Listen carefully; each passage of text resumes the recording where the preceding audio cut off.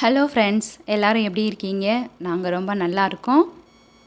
இன்றைக்கி விலாக் பார்த்திங்கன்னா புதன்கிழமை சாயந்தரத்துலேருந்து ஆரம்பித்து வியாழக்கிழமை சாயந்தரம் வரைக்கும் விலாக் எடுத்திருக்கேன்.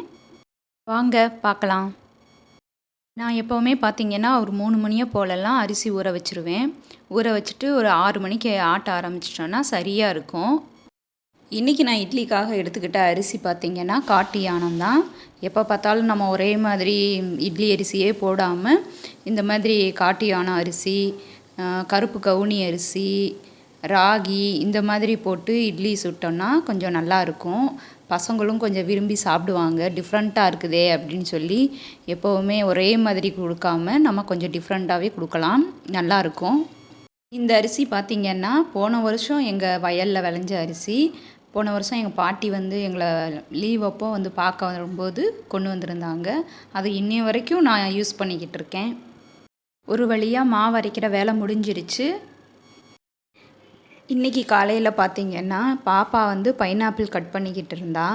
எப்போவுமே அவங்க அப்பா தான் கட் பண்ணி கொடுப்பாரு. இன்றைக்கி பார்த்திங்கன்னா அவர் கொஞ்சம் வேலை இருக்கிறதுனால கொஞ்சம் டைமுக்கே கிளம்பிட்டார். ஒரு 7 மணிக்கு கிளம்பி போயிட்டார். பைனாப்பிள் ரொம்ப உடம்புக்கு நல்லதுங்க. பைனாப்பிள் வந்து சின்ன சின்னதாக கட் பண்ணி ஜூஸ் போட்டு குடிச்சுக்கலாம், இல்லை அப்படியே கட் பண்ணி கூட சாப்பிட்டுக்கலாம்.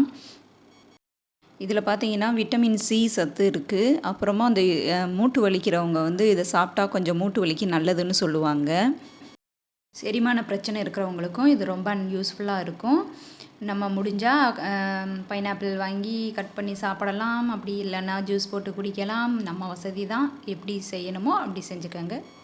எல்லாரையும் வெளியில் அனுப்பியாச்சுங்க. வெளியில் அனுப்பிச்சிட்டு இப்போ போய் நான் குளிச்சுட்டு வந்து ரெஃப்ரெஷ் ஆகிட்டேன். நம்ம குளிச்சுட்டு வந்துட்டால் மட்டும் என்ன, நம்ம அப்படியே உக்காந்துருக்கவா போகிறோம்? அது நம்மளுக்கு தான் அடுத்தடுத்து வேலைகள் இருக்குமே. நைட்டே சாப்பிட்டு முடிச்சுட்டு அதுக்கப்புறமா பாத்திரமெல்லாம் கொஞ்சம் விளக்கி வச்சுட்டேன். அதனால கொஞ்சம் கம்மியாக தான் இருக்குது. போன விலாகில் ஒரு கொஸ்டின் கேட்டிருந்தேன் இல்லையா, அதுக்கு ஆன்சர் பண்ணிட்டாங்க. அது என்ன ஆன்சர்னால் எலிஃபண்ட். இந்த ஆன்சரை கமெண்டில் சொன்னதுக்கு ரொம்ப தேங்க்ஸ். இப்போது அந்த ஆன்சர் எப்படி கண்டுபிடிச்சேன்றதை சொல்லட்டுமா? ஃபர்ஸ்ட்டு பார்த்தீங்கன்னா அந்த 1க்குள்ளே 10 வரைக்கும் நம்பரை வந்து நினச்சிக்க சொன்னாங்க இல்லையா, அது வந்து நம்மளை குழப்புறதுக்காக அவங்க சொன்னது. அதெல்லாம் ஒன்றுமே இல்லை. அதுக்கப்புறம் பார்த்தீங்கன்னா ஒரு ஹீரோயினோட பேர் யோசிக்க சொல்லியிருந்தோம் இல்லையா, அது வந்து நயன்தாரா, த்ரிஷா, சமந்தா. பொதுவாகவே ஹீரோயின்ஸோட பேர் பார்த்திங்கன்னா ஏழில் முடிகிற மாதிரி தான், இங்கிலீஷ் லெட்டர் வந்து ஏழில் முடிகிற மாதிரி தான் அதிகமாக வரும். அதனால் ஏழில் முடிகிறது மாதிரி பார்த்திங்கன்னா த்ரிஷா, நயன்தாரா, சமந்தா அந்த மாதிரி யோசித்து ஏழில் முடிஞ்சால் அதுக்கடுத்து பார்த்திங்கன்னா ஏழில் தொடங்குகிற ஒரு ஃப்ரூட்டோட நேம் யோசிச்சுக்கணும். அப்படி யோசித்தாலே நம்மளுக்கு முதல்ல ஃபஸ்ட்டு ஆப்பிள் தான் வரும். ஆப்பிள்னால் ஆப்பிள் கடைசி லெட்டர் என்னென்னா இ ஃபார் எலிஃபண்ட். அதாங்க ஆன்சர், எலிஃபண்ட்டு தான் ஆன்சர். லீவாக இருந்தால் பாப்பாவை வந்து மாப் போட சொல்லிவிட்டு நான் எஸ்கேப் ஆகிருப்பேன். ஆனால் லீவ் இல்லை, அவங்க தப்பிச்சிட்டாங்க. கடைசியில் நான் மாட்டிக்கிட்டேன். அதனால் வேறு வழி இல்லை, நாம் தான் இப்போ மாப் போட்டு ஆகணும்.